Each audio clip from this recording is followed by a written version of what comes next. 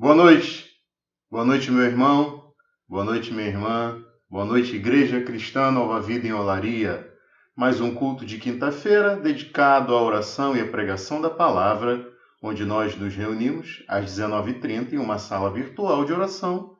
E agora eu convido você a abrir a sua Bíblia no Evangelho de Marcos, no capítulo de número 16. Evangelho de Marcos, capítulo 16, nós vamos ler dos versículos 1 até o de número 20. Nessa noite nós vamos ler todo este capítulo 16, o último capítulo do Evangelho de Marcos. E nos diz assim a palavra do Senhor. Quando terminou o sábado, Maria Madalena, Salomé e Maria, mãe de Tiago, compraram especiarias aromáticas para ungir o corpo de Jesus. No primeiro dia da semana, bem cedo, ao nascer do sol, elas se dirigiram ao sepulcro, perguntando umas às outras: quem removerá para nós a pedra da entrada do sepulcro? Mas, quando foram verificar, viram que a pedra, que era muito grande, havia sido removida. Entrando no sepulcro, viram um jovem vestido de roupas brancas, assentado à direita, e ficaram amedrontadas. Não tenham medo, disse ele. Vocês estão procurando Jesus, o Nazareno, que foi crucificado. Ele ressuscitou, não está aqui. Vejam o lugar onde o haviam posto. Vão e digam aos discípulos dele e a Pedro: ele está indo adiante de vocês para a Galileia. Lá vocês o verão, como ele lhes disse. Tremendo e assustadas, as mulheres saíram e fugiram do sepulcro, e não disseram nada a ninguém, porque estavam amedrontadas.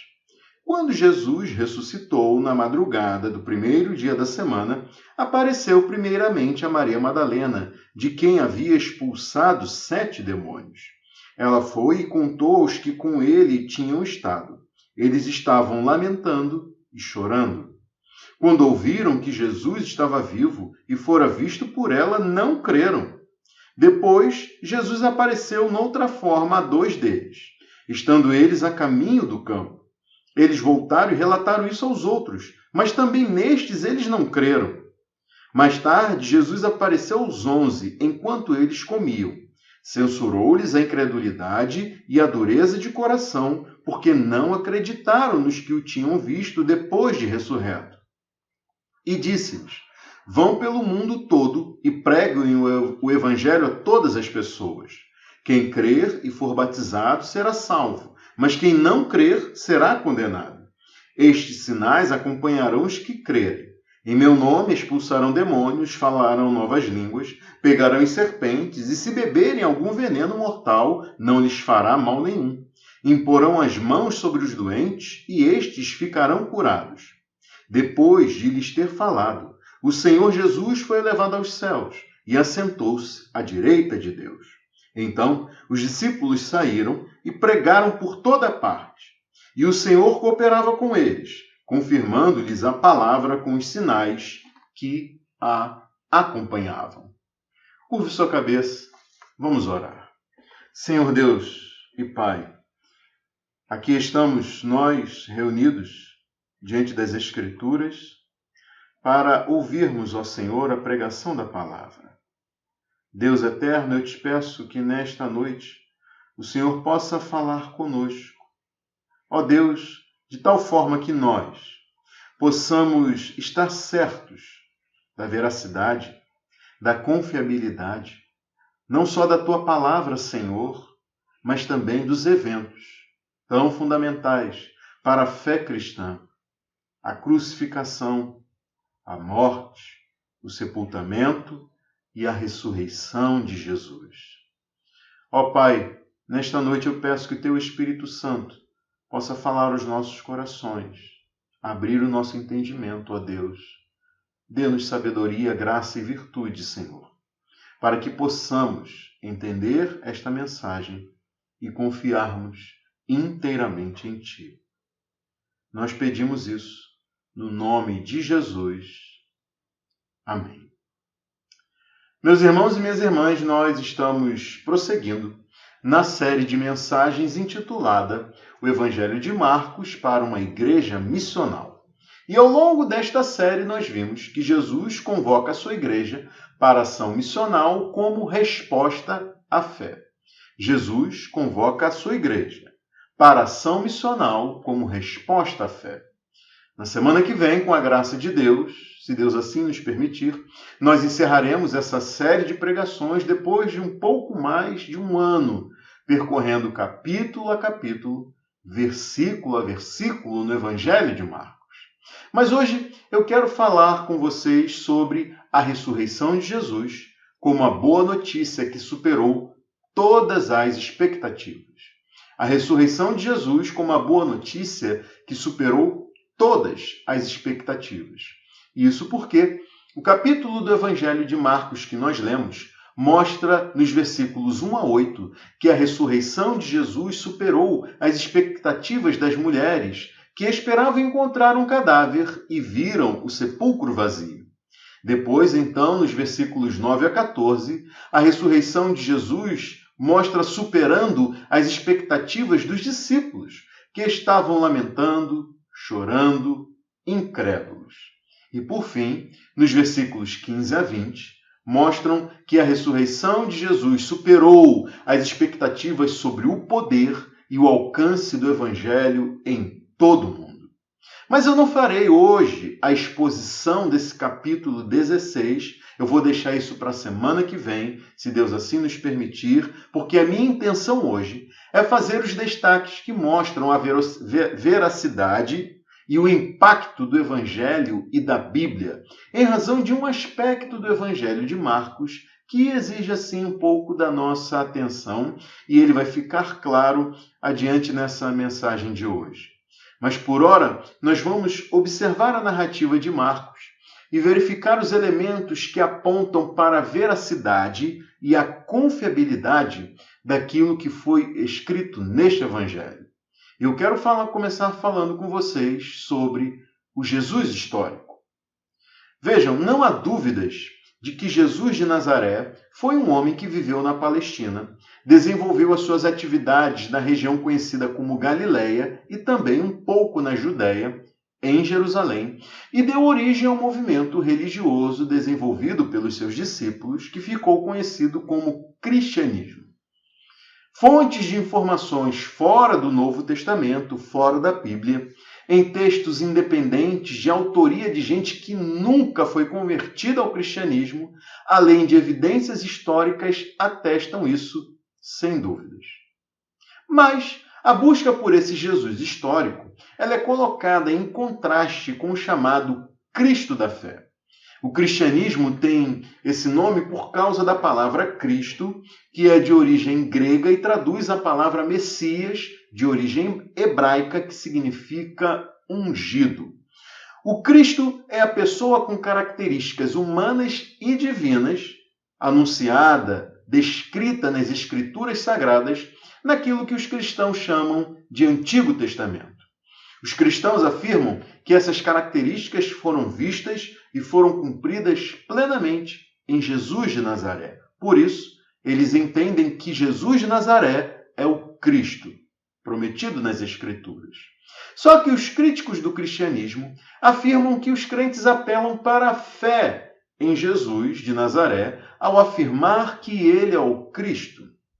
Mas vejam só, essa fé ela poderia até ser uma defesa de Jesus como Cristo, baseada em registros bíblicos e em fatos verídicos envolvendo a vida e a morte de Jesus de Nazaré, e por isso a gente diria que nós temos crença ou fé nesses fatos e nesses eventos.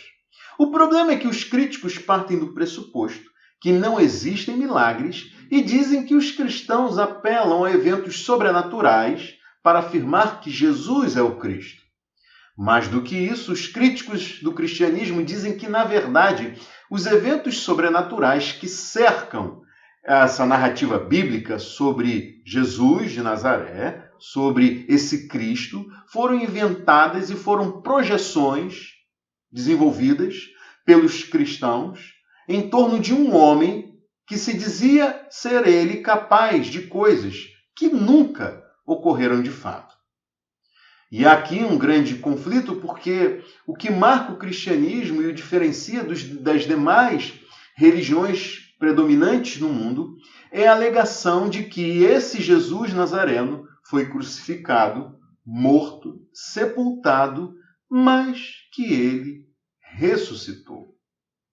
E aí então, se a crucificação, a morte, o sepultamento e a ressurreição de Jesus não foram eventos históricos, eventos reais, assegurados pelas testemunhas, então o cristianismo não fica de pé, não permanece e não prevalece. Mas há aspectos em que tanto os que buscam pelo Jesus histórico quanto os que defendem o Cristo da fé, ambos os grupos concordam. Por exemplo, como eu disse em pregações anteriores, a crucificação era uma forma de morte, de condenação à morte, de tortura tão cruel e vergonhosa, que deveria ser, assim, motivo de embaraço para os primeiros cristãos. Pessoas daquela época não queriam estar associadas a alguém que foi crucificado. E aí, se os cristãos quisessem montar um personagem heróico, uma história convincente que arrebanhasse pessoas, a cruz seria um grande problema, seria um grande empecilho. E aí seria bastante improvável que os evangelhos afirmassem, se tivessem essa intenção de desenvolver, de criar uma história, afirmassem que Jesus havia sido crucificado, a menos que ele realmente tenha sido crucificado. É por isso que os cristãos eles se valem das narrativas dos evangelhos dentro do seu contexto histórico, para, inclusive, defender a veracidade dessa cadeia de eventos fundamentais para o cristianismo, que são a crucificação, a morte, o sepultamento e a ressurreição de Jesus. Mas, mesmo assim, os críticos fornecem uma série de suposições para derrubar esses argumentos dos cristãos. Por exemplo, há quem até admita que Jesus foi crucificado, mas que ele não morreu pregado na cruz. Há quem afirme que Jesus teria sofrido uma espécie de desmaio enquanto esteve ali crucificado e ficado numa espécie de coma, que fez com que as pessoas pensassem que ele tinha morrido. Daí então, depois de colocado no sepulcro, Jesus teria despertado desse estado de coma, se livrado das ataduras, aberto a porta do sepulcro e saído de lá.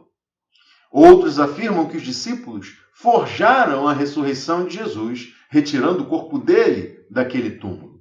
Outros ainda afirmam que as mulheres que foram ao sepulcro no domingo, como nós lemos aqui no capítulo 16 do Evangelho de Marcos, depois da crucificação, que elas se enganaram.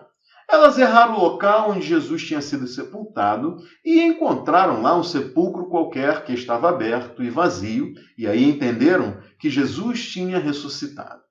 Daí, em uma sequência de imaginações, de um êxtase de alegria, isso levou essas mulheres e também os demais discípulos à crença de que Jesus tinha ressuscitado, quando, na verdade, ele ficou lá enterrado, sepultado. O que, segundo os críticos, não seria difícil para essas pessoas rudes, vivendo em um tempo muito remoto em relação ao conhecimento técnico e científico que nós temos hoje nos nossos dias. Pessoas daquele tempo estariam muito inclinadas a tomarem como sobrenaturais eventos que são plenamente explicáveis do ponto de vista lógico, técnico e científico que nós temos hoje.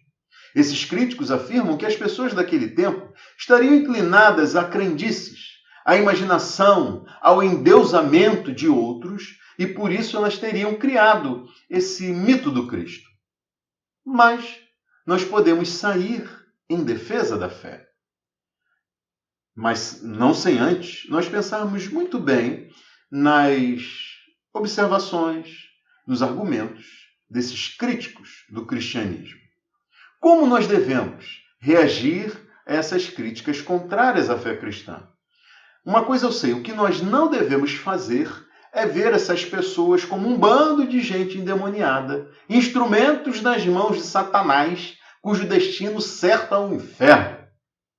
Primeiro porque a busca dessas pessoas por querer provar que a fé cristã é uma farsa, inventada para iludir e dominar os outros, essa busca dessas pessoas apontam para almas desesperadas.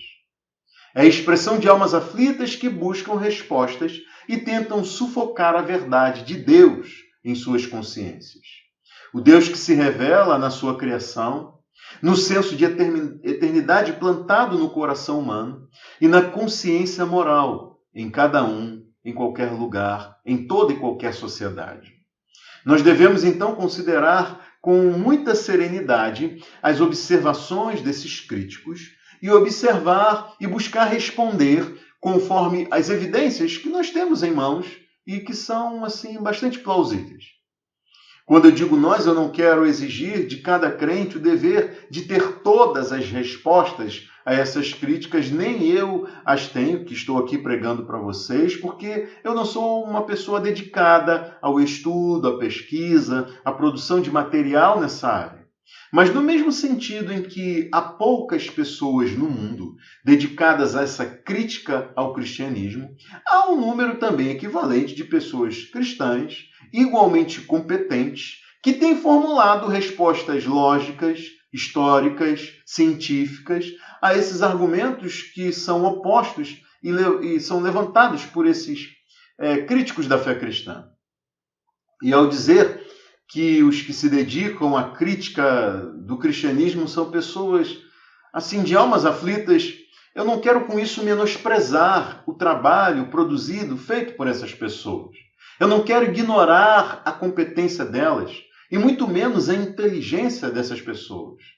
O que eu quero dizer com isso é que a gente não pode confiar que haverá argumentos lógicos, históricos, científicos, produzidos por gente da fé cristã, que seja capaz de contrapor a esses críticos, colocando as coisas a tal ponto de fazer com que essas pessoas venham se render à fé cristã. Nós podemos levantar excelentes contra-argumentos, mas nós não podemos confiar na excelência desses contra-argumentos, como sendo eles capazes de tornar essas pessoas cristãs. Nós devemos aprender com o apóstolo Paulo, que afirmou que não foram os argumentos persuasivos utilizados por ele que levaram as pessoas à fé, mas o poder de Deus manifestado na pregação do Evangelho. E aí nós precisamos também prestar atenção ao que Jesus disse quando ele afirmou que a entrada no reino de Deus se dá por meio de um novo nascimento. Novo nascimento desse vindo do alto e operado pelo Espírito Santo. A regeneração é um ato sobrenatural de Deus no coração, na alma, na mente e na vida de uma pessoa. É um ato comparado à criação do universo, quando Deus disse, haja luz. E então, por causa dessas questões, a nossa confiança ela deve estar em Deus e não na nossa capacidade argumentativa. Nós devemos saber que nós somos enviados a todas as pessoas sem exceção, e que nós devemos confiar na cooperação do Senhor na missão que nos foi dada, como nos mostra também aqui o final desse capítulo 16 do Evangelho de Marcos.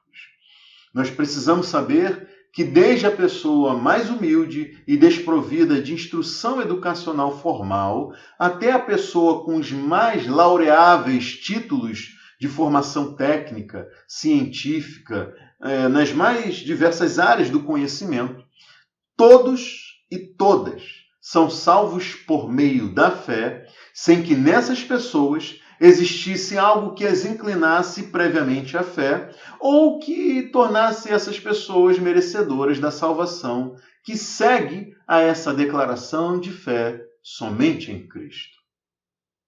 Mas vejam que há argumentos bíblicos, retirados do texto bíblico, que respondem de forma bastante adequada a algumas dessas críticas.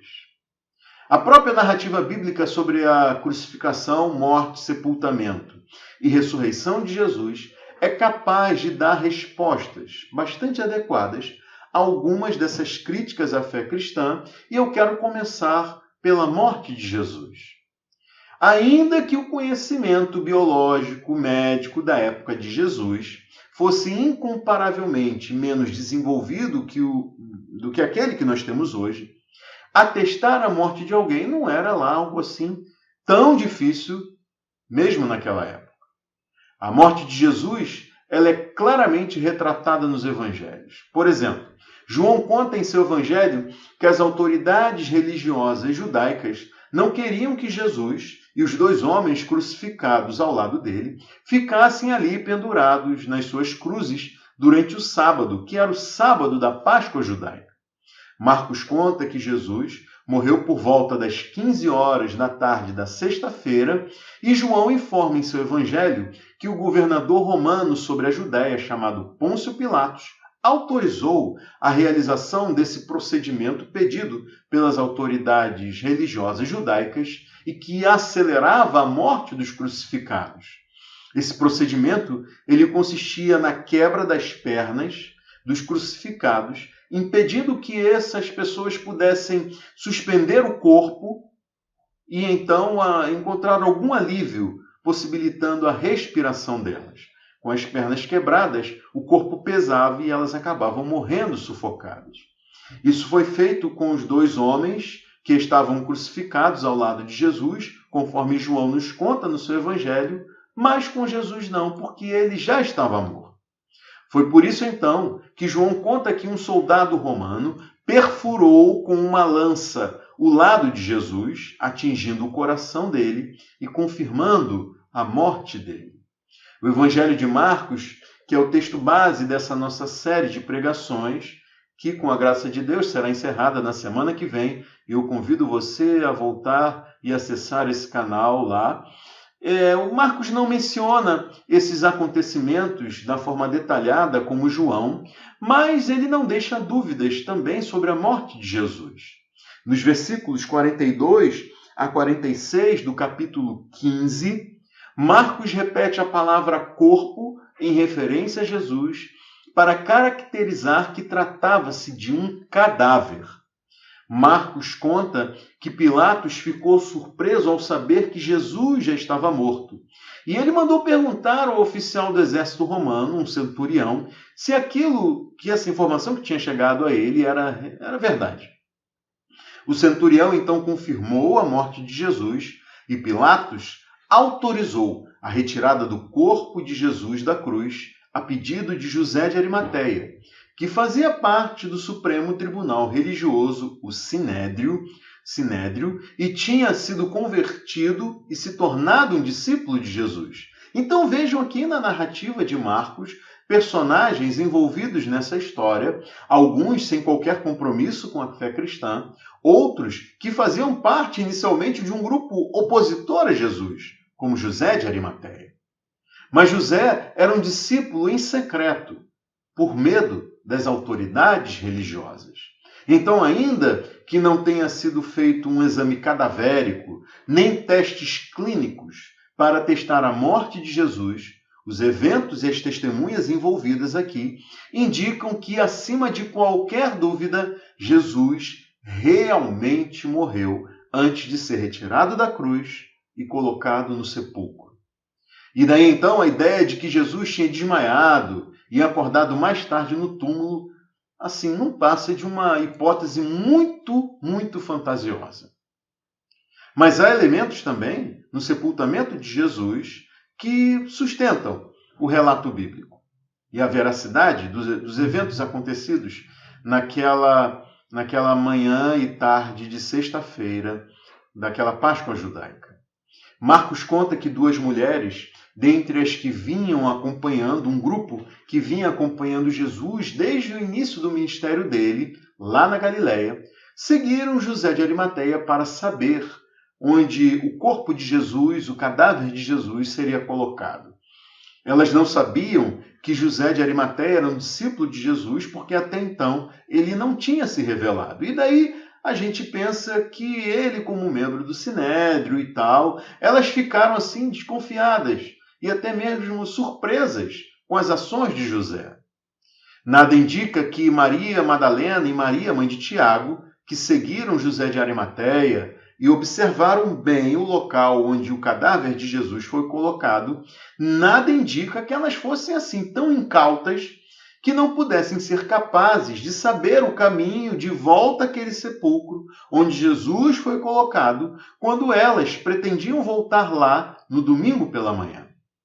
João conta em seu evangelho que esse sepulcro ficava em um jardim, perto do lugar onde Jesus foi crucificado. Além disso, era um túmulo novo, onde ninguém tinha sido colocado, ou seja, as características desse sepulcro eram bastante assim peculiares.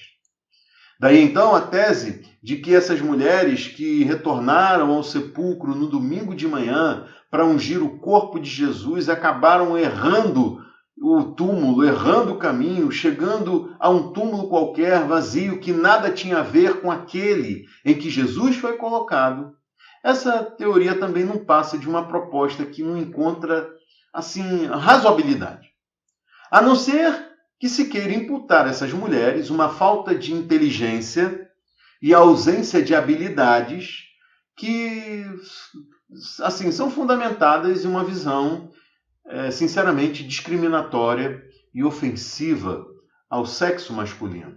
Mas não pensem vocês que isso não tem existido, porque o testemunho dessas mulheres também foi objeto de questionamento. Na verdade, esse foi um antigo argumento levantado pelos críticos do cristianismo.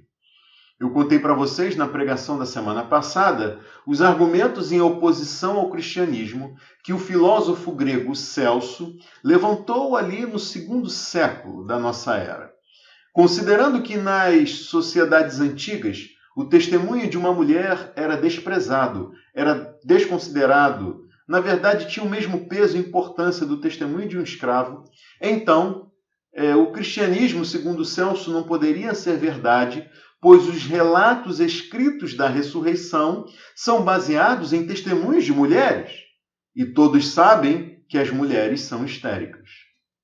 Bom, o argumento de Celso para desacreditar o cristianismo foi aceito por muitos do seu tempo, mas na verdade ele, vejam vocês, só reforça as narrativas dos evangelhos.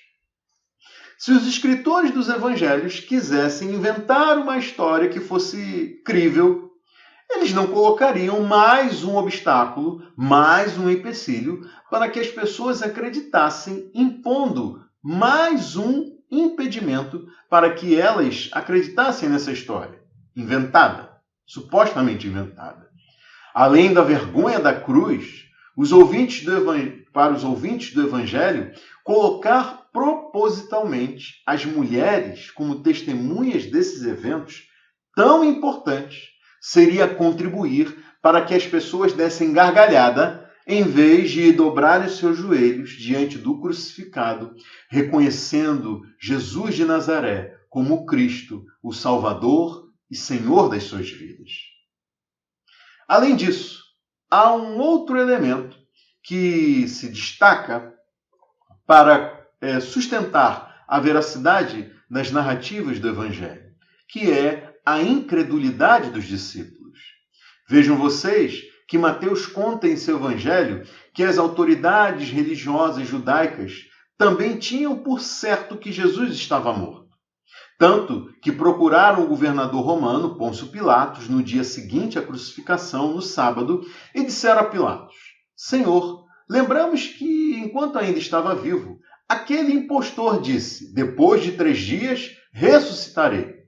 Ordena, pois, que o sepulcro dele seja guardado até o 3º dia, para que não venham seus discípulos e, roubando o corpo, digam ao povo que ele ressuscitou dentre os mortos. Este último engano será pior do que o primeiro. Levem um destacamento, respondeu Pilatos. Podem ir e mantenham o sepulcro em segurança como acharem melhor. Eles foram e armaram um esquema de segurança no sepulcro, além de deixarem um destacamento montando a guarda, lacraram a porta. Daí a gente percebe que as autoridades religiosas judaicas, que sempre foram opositoras a Jesus, se lembraram das palavras dele. E daí então vejam vocês que coisa surpreendente.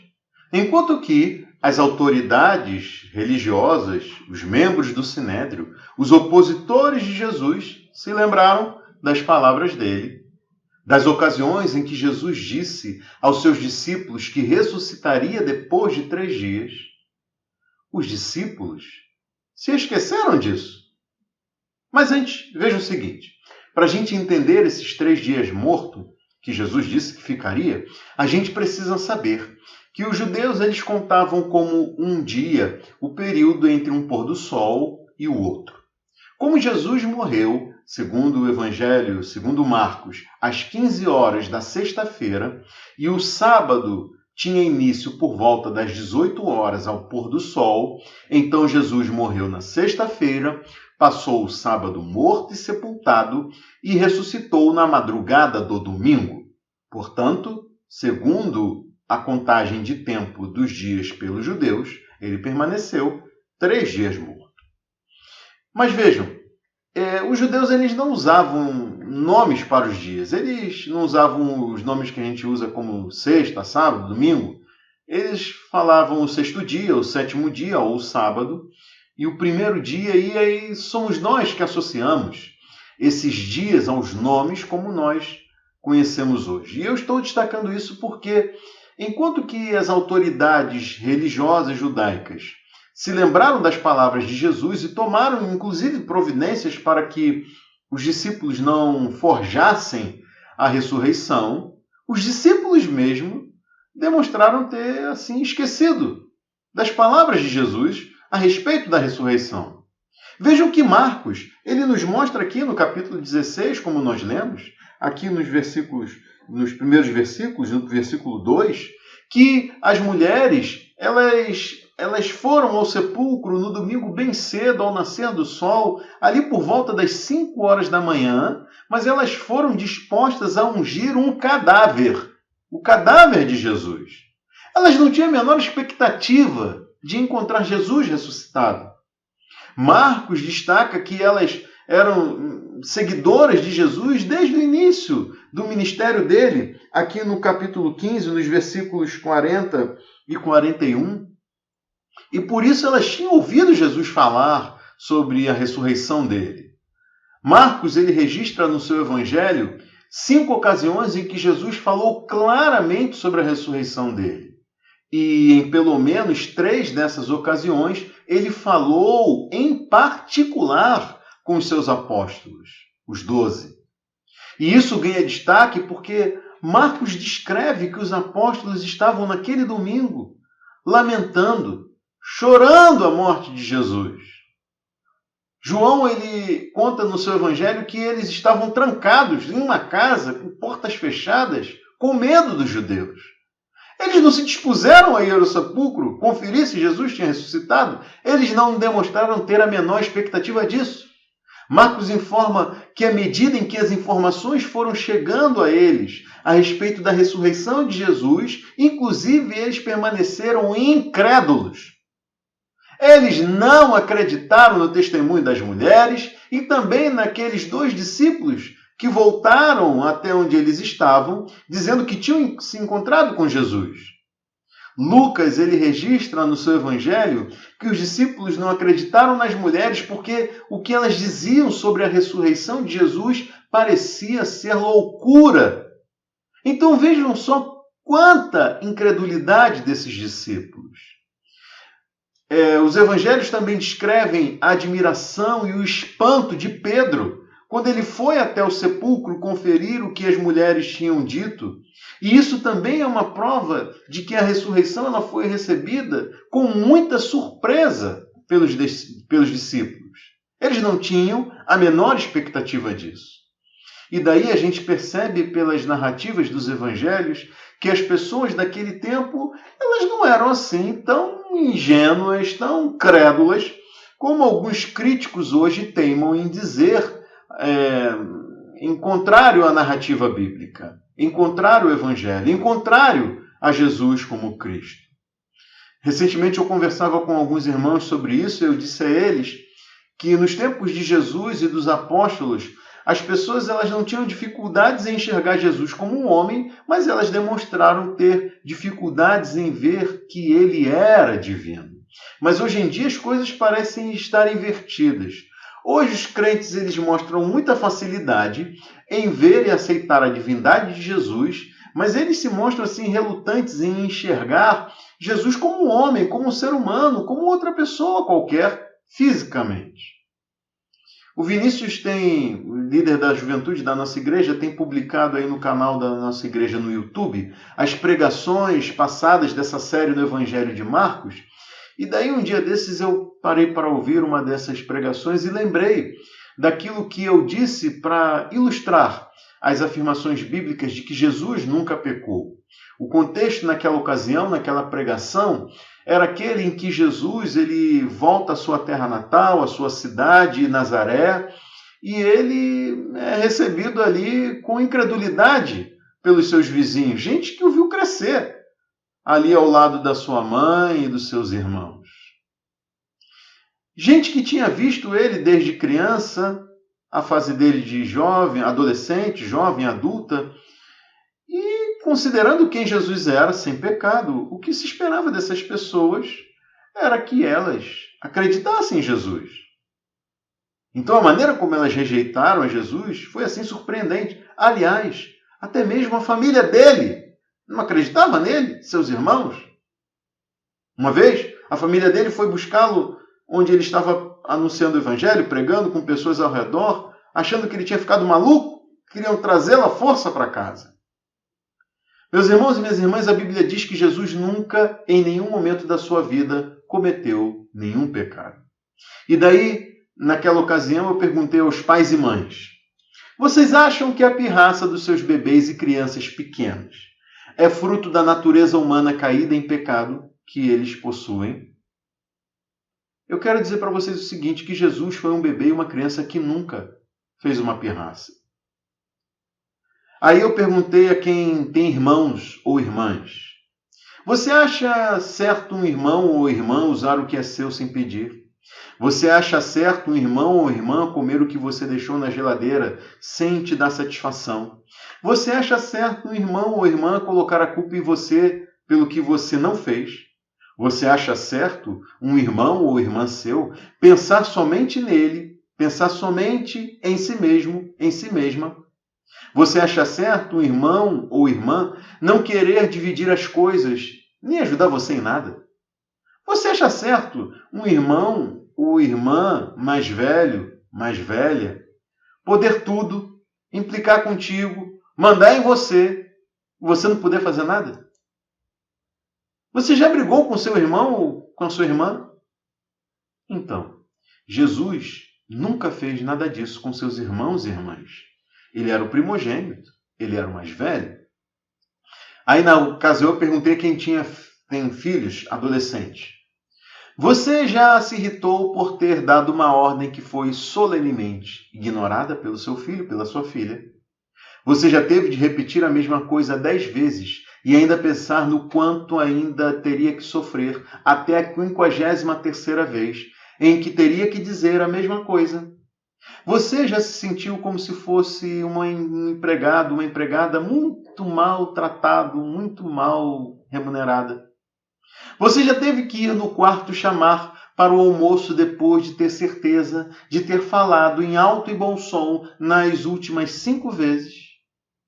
Você já disse que não vai mais admitir ver o quarto tão bagunçado que mais parece uma cidade depois de um bombardeio aéreo?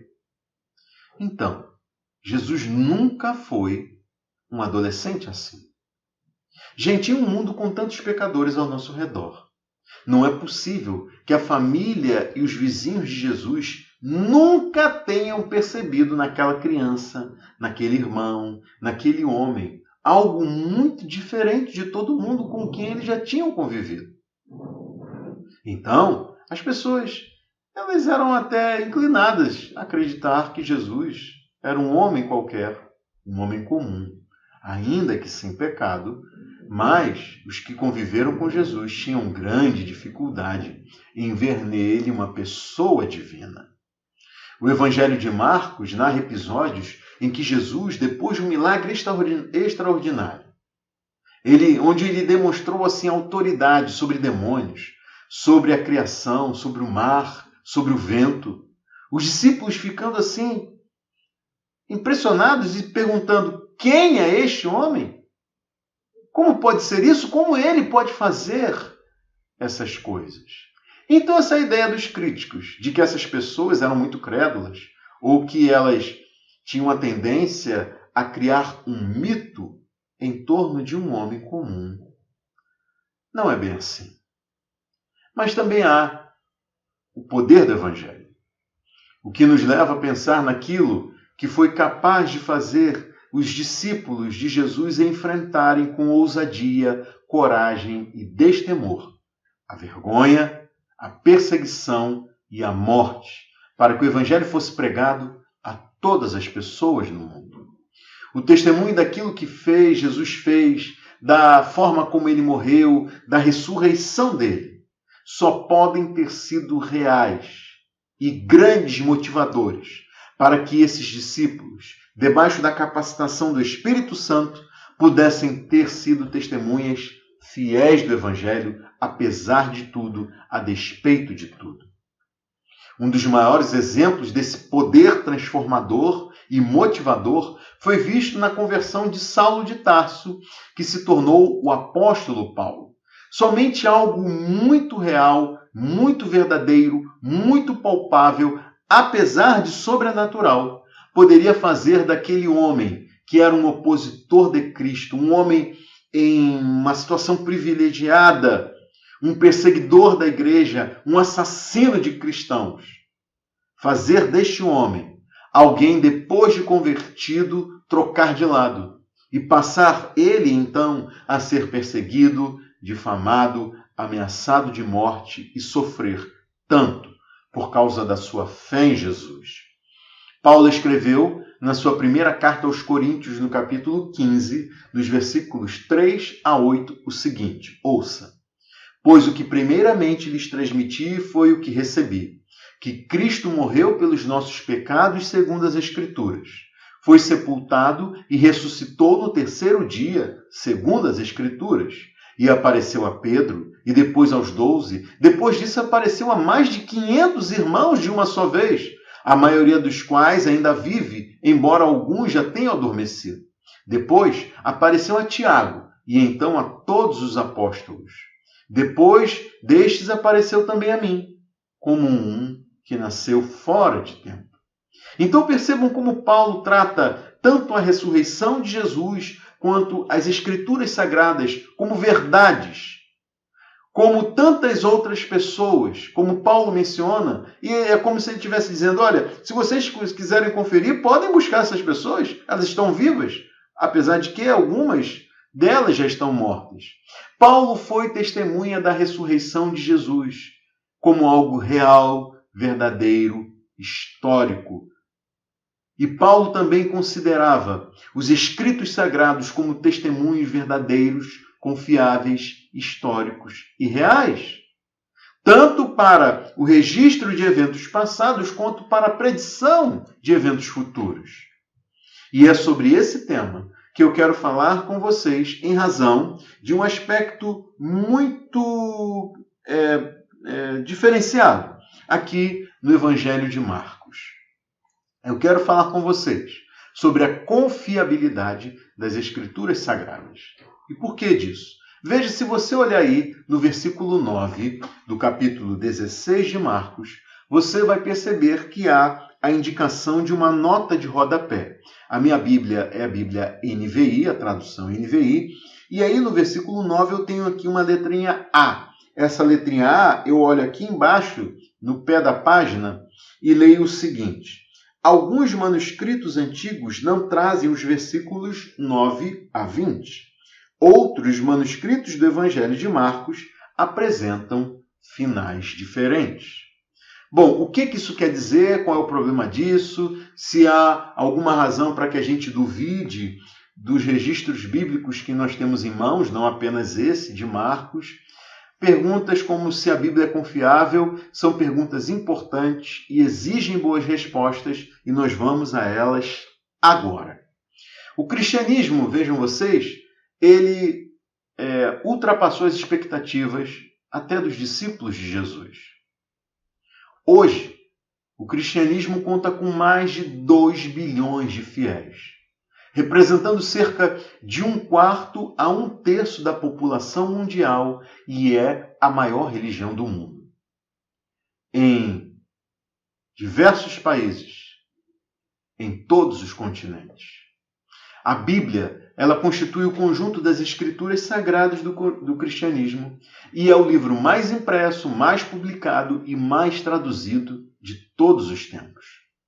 E por causa dessas características e do impacto do cristianismo no mundo, a Bíblia é o livro mais questionado, mais estudado, mais debatido pela crítica textual, que é uma ciência dedicada ao estudo científico dos textos e análise da confiabilidade histórica desses textos. Vejam que existem mais de 5.000 manuscritos dos textos bíblicos do Novo Testamento disponível para o estudo, comparação, análise, avaliação do seu conteúdo e a verificação da concordância entre esses manuscritos. Nós não temos disponível nenhum manuscrito original, ou seja, aquele que foi produzido pelo punho e pela pena do autor do livro, da carta, do escrito, que nós temos no Novo Testamento. O que nós temos são as cópias manuscritas desses textos que foram produzidas seguindo a tradição hebraica dos copistas da Bíblia. E como essas cópias eram feitas? Bom, elas eram feitas à mão e, em algumas situações, eram produzidas a partir de uma pessoa que lia o texto e um grupo de copistas produzia esse manuscrito. Então, era de se esperar que essas cópias elas apresentassem variações. O indivíduo ele está lendo e copiando, ou então ouvindo e copiando. A fonte dessas variações, então, elas estão relacionadas com uma palavra que o copista leu e na hora de ele escrever, ele omitiu ou ele escreveu uma expressão um pouco diferente. Fonte dessas variações também estão no copista que estava diante de alguém que estava lendo o texto a ser copiado e esse copista pode ter ouvido uma palavra ou lhe fugido alguma palavra na hora de ele fazer aquela cópia, e isso certamente se tornava diferente daquilo que essa pessoa estava ali à frente lendo. Só que, vejam vocês, dos mais de 5.000 manuscritos em grego do Novo Testamento, que variam de todo o Novo Testamento até fragmentos de apenas uma parte de um versículo, são 5.000 manuscritos. Alguns fragmentos são datados de 25 a 50 anos do texto original. E isso, gente, do ponto de vista da crítica textual, é muito próximo ao texto original. Nós temos aceitação de textos, cópias de centenas de anos distando daquele original e elas são aceitas. Imaginem, manuscritos ali de 20 a 50 anos daquilo que foi produzido originalmente. Bom, desses 5.000 manuscritos, 99,99% apresentam concordância tal que se pode assegurar que eles reproduzem precisa e exatamente o que foi escrito pelo autor original. E os 0,01% de diferença entre esses manuscritos, eles apresentam variações que não afetam em nada as doutrinas cristãs. Um exemplo dessas diferenças é justamente encontrado aqui, no final do Evangelho de Marcos. Foram encontrados manuscritos do Evangelho de Marcos que concordam exata e precisamente uns com os outros até o capítulo 16, no versículo 8. Mas alguns desses manuscritos, eles encerram o Evangelho nesse versículo 8 e outros apresentam finais diferentes dali em diante. A maioria desses manuscritos com finais além do versículo 8 mostram o texto que a gente leu aqui, nos versículos 9 a 20, e outros mostram ali um final um pouco mais curto, aliás, bem mais curta. Mas vejam que uma fonte que eu consultei informou que há 1.800 manuscritos gregos contendo o Evangelho de Marcos, desde o Evangelho completo até partes desse Evangelho. E entre esses manuscritos que mostram o final do Evangelho de Marcos, entre esses manuscritos obtidos dos 1.800, que mostram o final do Evangelho, 99% deles contém os versículos 9 a 20. Ainda que as apresentações sejam ali um pouco diferentes nos blocos dos textos que nós temos aqui, o que naturalmente levanta dúvidas, levanta críticas sobre a aceitação desses versículos 9 a 20. Há gente muito boa que defende que o Evangelho de Marcos encerra no versículo 8 e que em tempos posteriores, percebendo ali o final muito repentino, muito abrupto, sem uma continuidade esperada do que Marcos tinha escrito até ali, e aí essas pessoas tendo em mãos os outros evangelhos, elas decidiram assim compilar e resumir para dar um encerramento mais completo e mais redondo, digamos assim, para o que Marcos teria escrito. Mas a gente também tão boa quanto que afirma que os versículos 9 a 20 são de autoria de Marcos, assim como todo o Evangelho.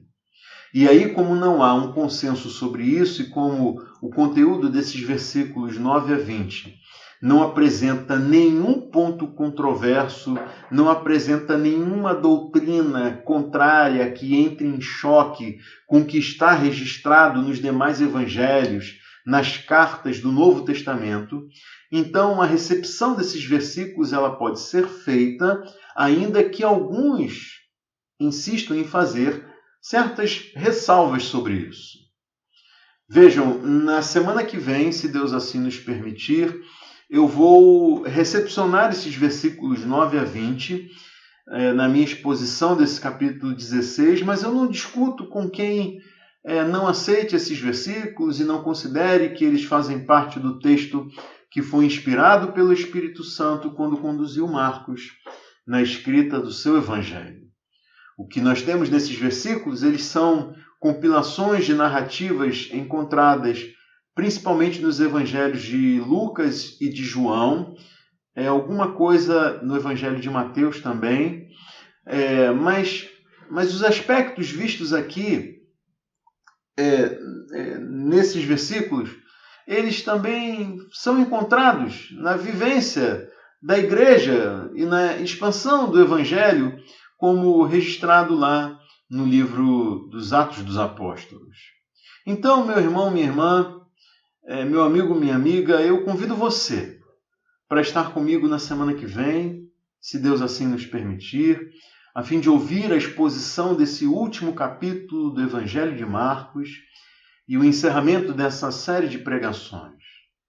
Na semana que vem nós vamos ver que o pôr do sol mais triste de todos os tempos tingiu o céu de um vermelho sangue, quando Jesus expirou, entregando a Deus o seu Espírito, e então um novo dia, um novo tempo, uma nova vida radiante brilhou no domingo pela manhã, no levantar do sol, quando resplandeceu na manhã daquele domingo seguinte, anunciando a vitória de Jesus sobre a morte.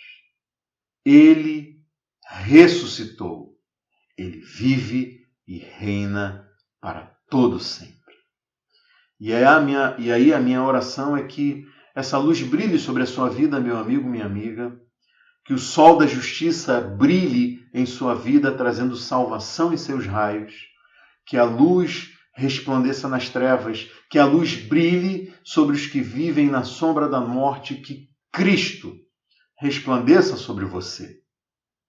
E que nós vivamos confiantes em Jesus, certos de que o sol um dia irá se pôr para nunca mais nascer, porque dali em diante nós viveremos em uma cidade que não precisa de sol para brilhar sobre ela, porque a glória de Deus a ilumina e o Cordeiro de Deus, o Cristo, é a sua candeia. Que a ressurreição de Jesus seja um motivo maior para você viver os seus dias nesse mundo, para você servir a Deus e a seus irmãos e irmãs na fé em Cristo, e para que você pregue o Evangelho a todas as pessoas. Curve sua cabeça, vamos orar.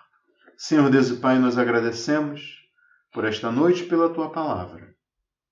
Ó Deus Todo-Poderoso, que possamos ser convencidos pelo Teu Espírito para a veracidade desses eventos que marcaram aquilo que nos deu a liberdade do juízo e do pecado, para que pudéssemos viver uma nova vida contigo ainda hoje e ficarmos na expectativa da vida eterna futura.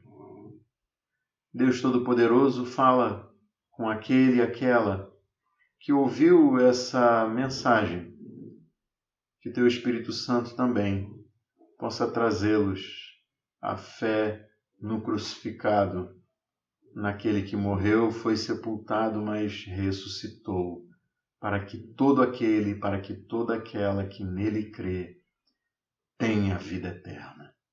Em nome de Jesus eu oro e te agradeço por esta noite. Amém. Boa noite, meu irmão, minha irmã, meu amigo, minha amiga. Até a semana que vem, se Deus assim nos permitir.